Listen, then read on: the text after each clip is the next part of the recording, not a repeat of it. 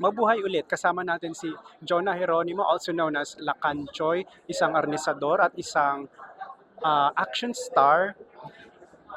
Gumagawa ka ng stunts for films, action Yes. films in general. Yes. In series mostly, then meron ding movies. Ganyan. And yung nauuso ngayon yung mga movie series like in some in Netflix, mga ganyan. Sa streaming yun. Speaking of movie series, ikaw ay mahilig manood ng mga pelikula. Super. I love movies. Bukod sa Arnis ay mahilig ka sa Arnis. So ang tanong ko, kumusta sa tingin mo ang pagpapakita ng Arnis sa mga pelikulang napanood mo? Ano ang komento mo?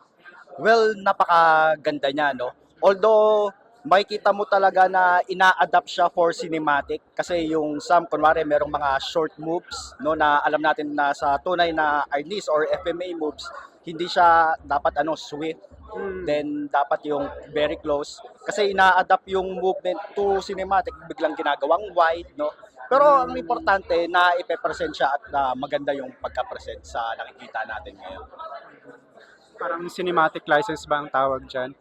Para mas, hindi, para mas ma-appreciate, para mas ma-appreciate ng audience. And sa camera. Kasi, kunwari tayo nagpa-fight scene, kahit anong galing natin, kung hindi kaya siya i-angulo or dapat marunong yung director and yung cameraman, magiging pangit yung labas nung execution. Kahit ang galing natin dalawa. Pero pag magaling tayo, magaling yung director, alam niya yung FMA moves, 'di ba? Magaling yung cameraman sa when it comes to action scenes, mabibigay natin ng maganda, ma-execute natin ng maganda yung FMA moves sa scene, sa cinema ganyan.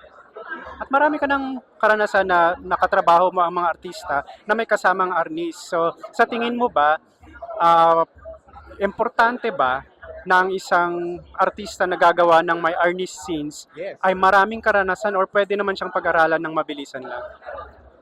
Ang training, no, may ginawa kami nung nakaraan, Netflix series siya.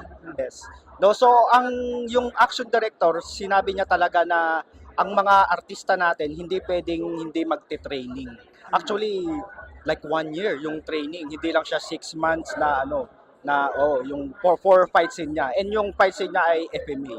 And yung may preparation time na training talaga, hindi pwede yung nandun na sa scene dun palang gagawin yung choreo or yung FMA moves.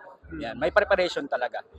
So dapat yung mga artista natin doon, alam nila yung proper execution ng FMA moves dun sa choreo. At may mga foreign filmmakers na pumupunta dito sa Pilipinas na para lang sa Arnis scenes, no?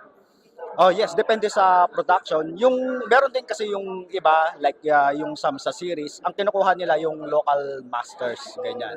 So parang yung iba mas mataas na level ang gusto nila, kumukuha sila ng master na Filipino rin pero naka-concentrate kasi yung kunwari yung kinuha last time na FMA siya, pero bakit kinuha pa na galing sa Hollywood.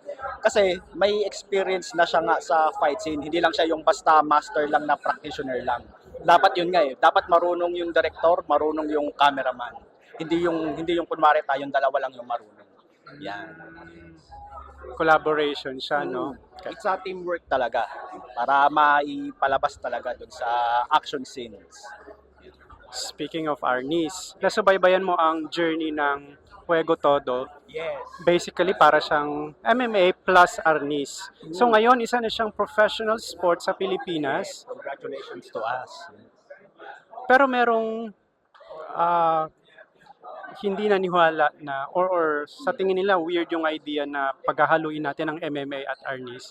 Ngayong professional sport na siya, anong mensahe mo sa mga hindi naniwala?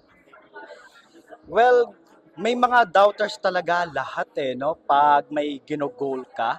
And siguro yun talaga yung magiging motivation mo. So, dahil narating na natin itong goal natin, parang masabi na lang natin sa kanila na you lap, we did not. And here we are. Ang ganun lang kasi. Yeah.